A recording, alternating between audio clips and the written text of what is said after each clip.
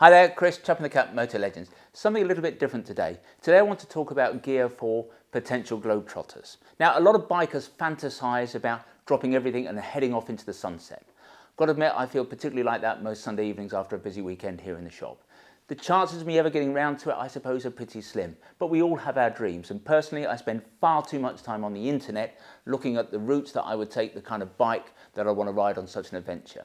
But being in this particular business, the clothing business, I also spend a lot of time thinking about what gear I would ride on such a trip. Now, I'm imagining that if you're traveling around the world, you're going to encounter pretty much every conceivable climatic condition. So there's going to be searing heat in the desert, there's going to be monsoon-style rains, and there are going to be temperatures that are well below zero as you go over the mountains, for example. Now, there's not one single suit, there's not one single item of motorcycle wear that's going to cope with all of those conditions, however much you spend. So even if you went the whole hog and bought the fantastic Rucker Nivala, that suit would keep you dry and warm when it's cold and when it's wet. But a suit like that is just going to be simply unbearable once the mercury starts to rise and it gets hotter. I think, therefore, that on such a journey, we're talking about an approach that's more a la carte than prefixed. By which I mean we're going to have to adopt a layering approach. And then, of course, we've got to talk about boots, we've got to talk about gloves, we've got to talk about helmets, layers, and so on. So let me tell you about the gear that I would want to ride in were I one day to drop my tools and just hit the road.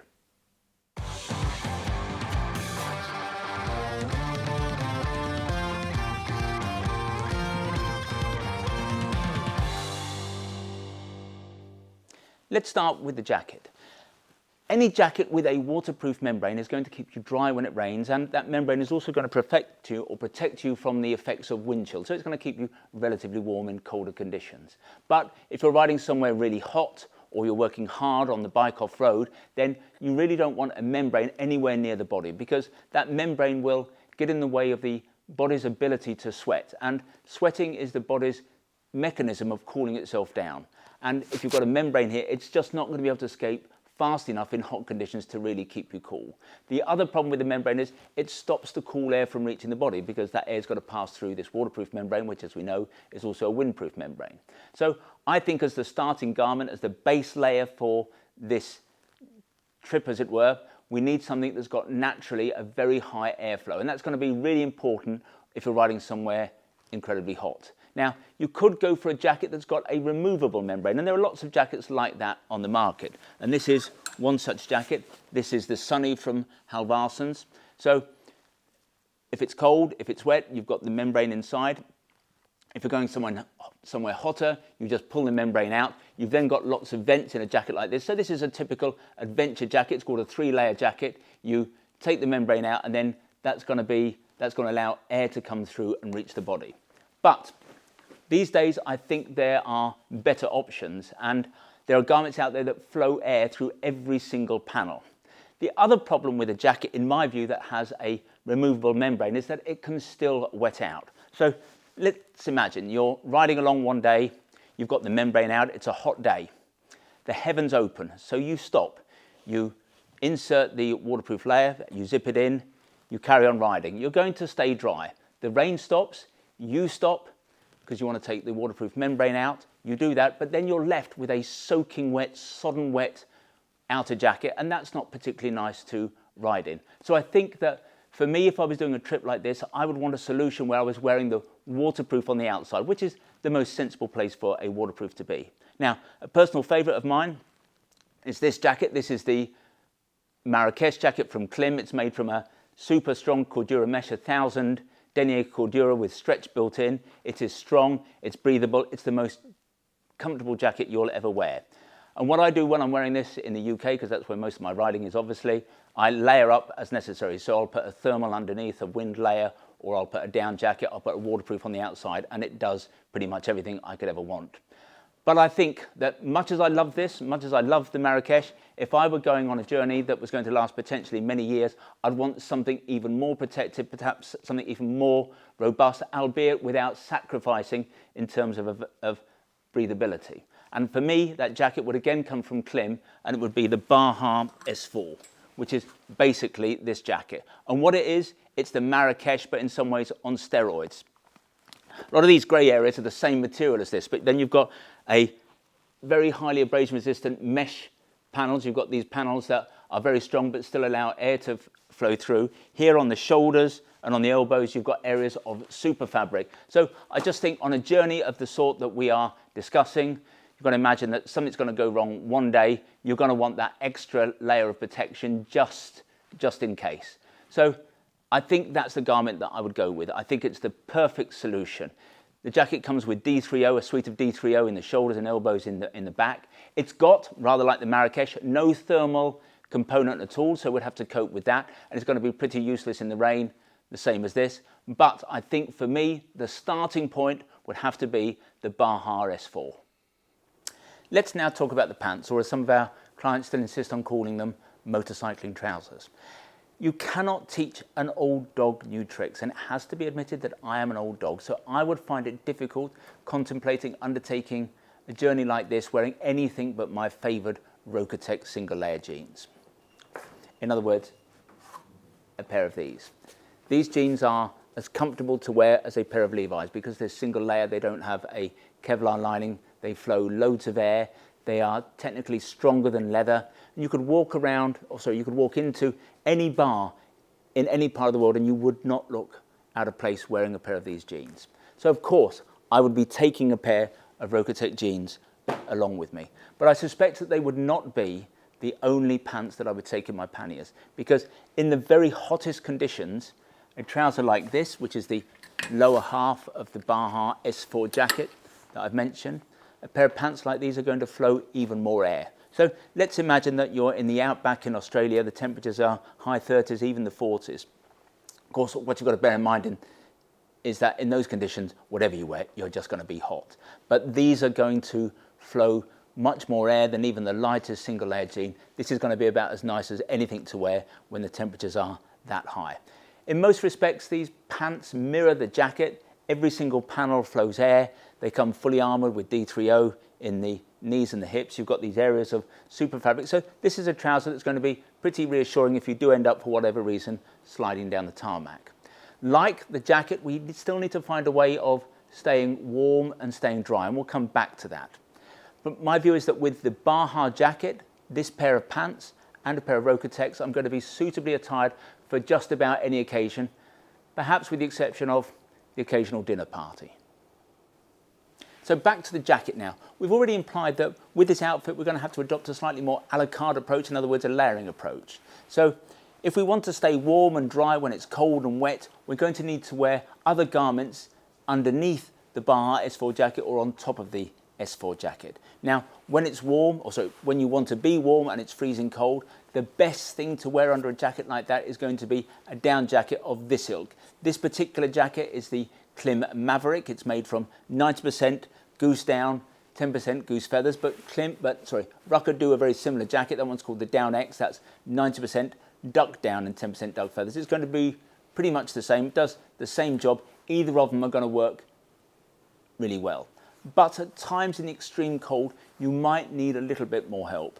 And in such circumstances, I think this is what you want. It's a pretty unique garment. It's called the Zephyr, and again, it's from Klim. It's gossamer thin, so it rolls up into a small package, doesn't take up any room on the bike. But it will considerably reduce the effects of wind chill. Because what's going to happen here, the Baja S4, the air is going to flow through that because it's meant to allow air to flow through. And this is also not a great barrier to the wind. This may be very insulating, and it keeps you very warm, but the wind will be able to rip through this jacket. So it's going to be very important if you're riding along at cold temperatures at speed on a fast road, you're going to need a windproof layer that's going to stop the air reaching the body. That's why you want one of these. Now, personally, I would love to take with me my beloved warm and safe heated jacket, because pretty much I don't go anywhere without having that on the bike. But even I can conceive that I wouldn't want to be stuck somewhere in the freezing cold in the middle of outer Mongolia and a connection went, or it broke, or a fuse went or something. So I think I would just have to, unfortunately, leave my warm and safe at home. The solution here on a trip like this is obviously to keep it as simple as we can. So I believe now we've covered warm and cold. If it's warm, you're just wearing the jacket on its own. If it's cold, you've got those layers underneath, either a down jacket or the windproof layer beneath that. So what about wet conditions? Now, Personally, we love our Scott waterproofs. Anyone who's a customer of Motolegends will know how much we rave about them. Pack into a tiny small package, very stretchy, we wear them tight, very breathable, completely waterproof and pretty strong. But we think that they are perfect for your average road rider. But if we were going to be away for several years on the road, then I think we would need something that's even more robust, because I can conceive of a situation where if you fell over or you're in brambles somewhere, that the Scots could rip. So I'd want something a little bit more strong. And that's exactly what this is. This is called the Enduro S4. S4 standing for stretch, so it's a lovely, comfortable jacket to wear, rather like the Scots in that respect. But it is stronger, and the membrane comes from Gore-Tex. We don't recommend this for road riders because, frankly, it is insanely expensive. So the Scots are about, I think the cost of the Scotch jacket is about 80, 85 pounds. This is 300 pounds, and it really does not do a lot that the Scott doesn't do. But on a journey like this, cost be damned. As I said, the cost is 300 pounds, but if you want the best, this is it. This is the jacket that I'd be wearing. What we need to do now is apply that same logic, the same thinking, the same layering approach to the lower half, in other words, to the pants. Klim does not do a Maverick down pant. They do the jacket, but not a pant. So we would end up taking the Rucker Downex pants, and that is this, or that is these. They come in a tiny package, so easy to transport on the bike. They are beautifully warm, like the jacket, 90% duck down to 10% duck feathers. This is the set of pants that comes as standard with the Rucker Nivala pants. I figure that in the UK, not many people use this. They're so warm that they're probably over the top for UK wear, but the kind of places that we're going to end up going, I think a pair of these is going to come in incredibly handy. Unfortunately, Klim also don't do the equivalent of this jacket, in other words, the Zephyr jacket. They don't do a lower half of this, and we think that's a great shame because a pair of those pants would come in incredibly handy and they would combat the wind chill. So, as I've said, a shame. The one thing I suppose we can take some solace in is that our legs don't tend to get quite as cold as our upper half, because the upper half is the part that's going to take most of the brunt of the wind. Legs are sometimes protected a little bit from by the engine heat, by the heat from the engine. But the important thing as we're riding along is that we keep the core warm. So as long as this is warm and we've got this protected with our Maverick, our X-Down and our Zephyr, then I think you're going to feel fairly comfortable. In terms of the wet, we would also be recommending the Enduro S4 pant, the lower half equivalent of the jacket that we've just been talking about, for the same reasons. It's super strong, it's Gore-Tex, it's laminated. Really easy to get in and out of. You've got these zips up the side, so you can put these on in a jiffy wherever you are, stranded in the middle of nowhere, wherever you are in the world. You can put these on really quickly. You've got things like these Protect panels up the inside of the legs that are going to prevent these from getting burnt on an exhaust. So they are a step up from the Scots in terms of their strength and robustness. And whilst they are going to be vital if it's peeing with rain, if you're in a monsoon type downpour, you should also remember that when it's really cold, because we do not have the Zephyr style windproof layer to put inside our trousers, if you put these on top of your pants, even when it's not raining, these are also going to serve to keep you much warmer, because obviously a waterproof membrane is also a windproof membrane. Let's talk about the kind of helmet that I want to take with me. Now, much as I love flip lid helmets, I have a feeling that for this kind of undertaking, I would not go with a flip. And that's because once many years ago, I was riding in the desert. There was a lot of sand around. I had a flip lid helmet and the mechanism got clogged up with sand. And after a while, the helmet just would not close. Similarly, sand got up by the drop down sun visor. Every time I lowered it, that would scratch. Eventually, there came a point where I couldn't even see through that either. So at times, the best solution is the simple solution. So I would go with a straightforward full face helmet. At times, I have been a touch cynical about adventure helmets with peaks, where they're being bought and used by adventure riders, so-called adventure riders, who spend 95% of their time on the road. And that's because a peak, when you're riding on the road, can be as much of a hindrance as it can a benefit. They add noise, they can oscillate in the wind, catch over your screen and so on. So I'm not sure a peak for most road riders is going to be that beneficial. But I do concede that if you're going to be traversing the Serengeti with the bright sun in front of you, the ability to have a peak so you can lower your head and block the sun out, that might make it useful. So For an undertaking such as this one, I do acknowledge that an adventure helmet would be what is required. Now, they are not the quietest option, but presumably you'll take your earplugs, but we're just going to have to live with that. But I do believe that the extended chin piece that you get on an adventure helmet, which gives you a little bit more room around the face and the mouth, that's going to be better if it's really hot, if you're working hard. It just makes breathing a little bit easier. For us, therefore, or for me here at Motolegends, that brings us down to 3 possible candidates. There's the Klim Krios Pro, there's the Shoei Hornet, and there's the well-known and famed Arai Tour X4. I'm going to count out the Klim for a number of reasons. Now, the Klim is a beautiful helmet. It is light as a feather, got lots of trick features such as the fidlock mechanism for the chin. It's got Koroyd instead of an EPS, so it's super light, it's very protective. You've got a photochromatic visor. But I don't think the helmet has been around long enough for me to have total faith in it that it's going to last for the time that I'm going to potentially be away. I also have to say, perhaps even more relevantly, that I do not like and I do not rate the cheek pads in the Krios Pro. They are just too squashy, too soft. And my fear is that after a few months away, even a few weeks away, they're going to give way. They're just going to become too soft and the helmet is not going to stay in place. They would collapse, and that's not going to be the kind of helmet you want to be wearing in the middle of a desert, wherever you are. You want a helmet that is firm on the cheeks, and I don't think the Klim would be therefore the helmet that I would take with me. Brings that down therefore to the Shoei or the Arai. I think the Shoei in some ways is the nicer helmet. It is smaller and lighter, and in some ways that would be the helmet that I'd want to ride in. But my head, at the back of the head, is just too round for a Shoei, so this is nothing but a personal preference. I think both helmets, the Hornet and the Tour X4, are very similar. They have similar specs, they do the same job, but for me it would have to be the Tour X4 just because it's going to be more comfortable. So that's nothing more than a personal choice.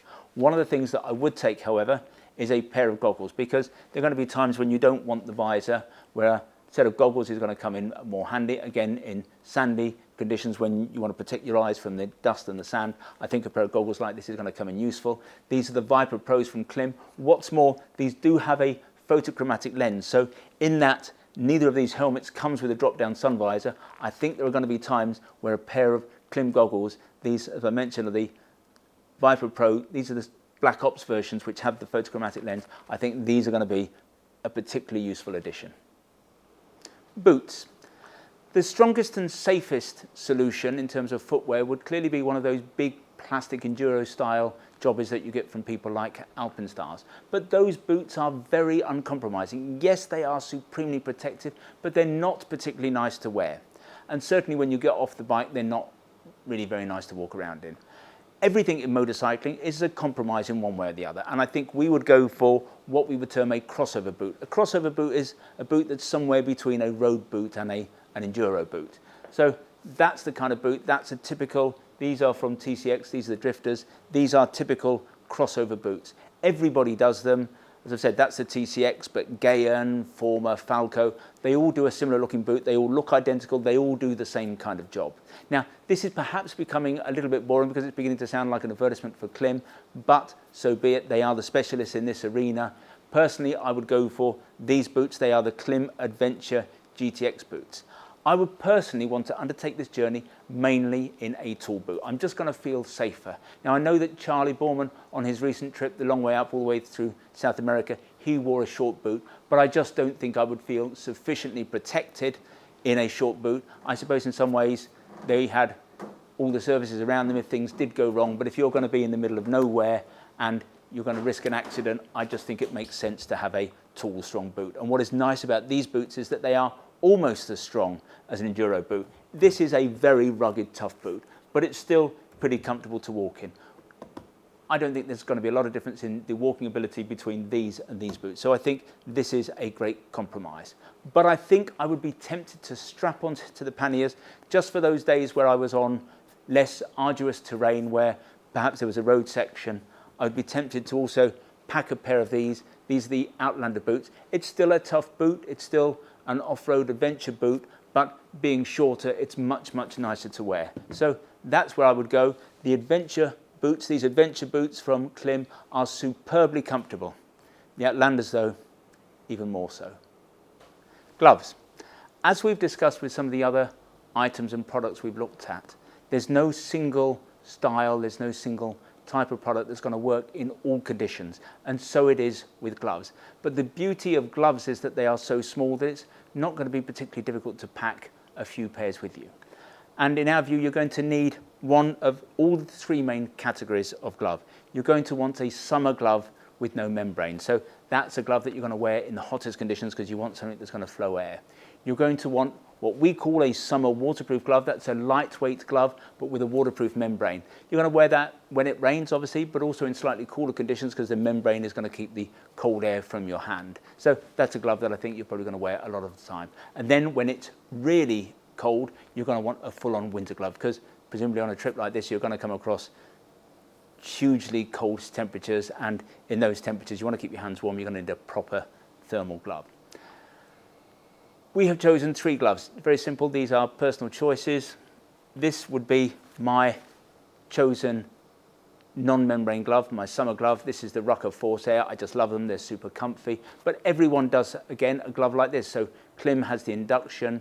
Stadler has the vent glove. There are lots of gloves that do the same job. So this is nothing but a personal choice. But I think I would definitely want, in fact, I know I would want a glove like this. In terms of a summer waterproof glove, I don't think there's anything out there. There's nothing better quality than the Klim Adventure GTX glove. So this would be the glove that I would imagine I would be wearing most of the time. Got a waterproof membrane. I'm going to be able to wear this most of the time.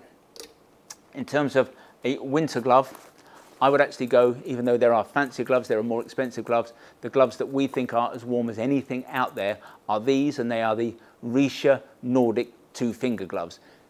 Two-finger gloves are warmer than individually finger gloves because you've got the heat from the fingers rubbing against one another to keep them warmer. These gloves actually have two compartments. We don't think two compartments work, but that notwithstanding, this is a great glove. It's a Gore-Tex glove. It's a really warm glove for the coldest conditions. This is the glove that I would take.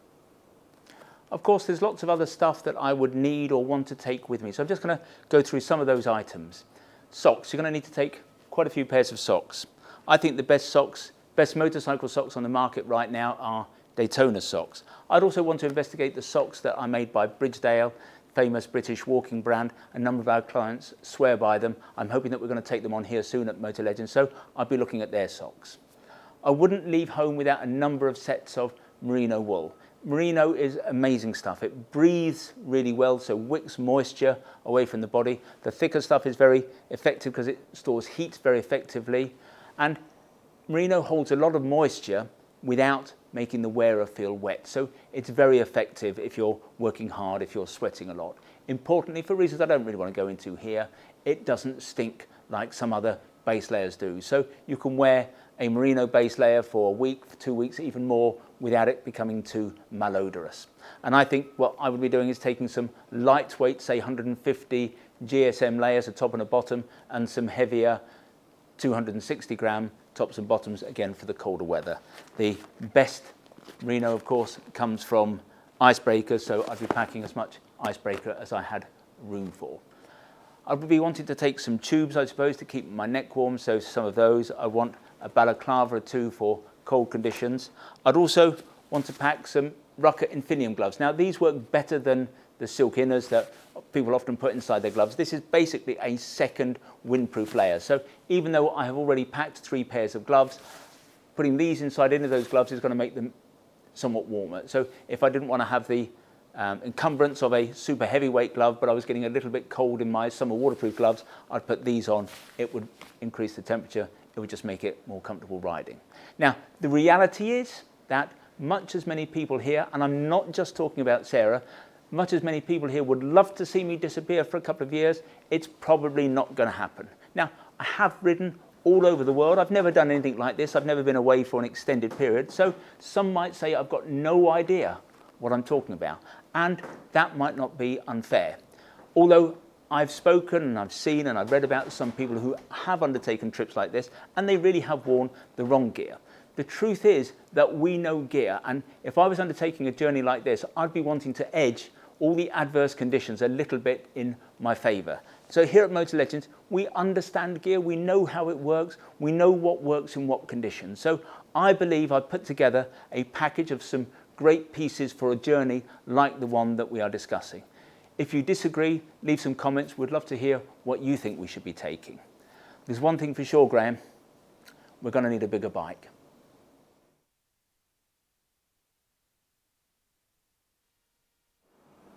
So I hope you found that interesting. If you want to look at any of the gear that we've been talking about, then visit the website motolegends.com. When you're there, you can check out the spec on any of the items that we've been discussing. You can check availability, and if you're interested in any of the items, you can buy any one of them there and then, obviously.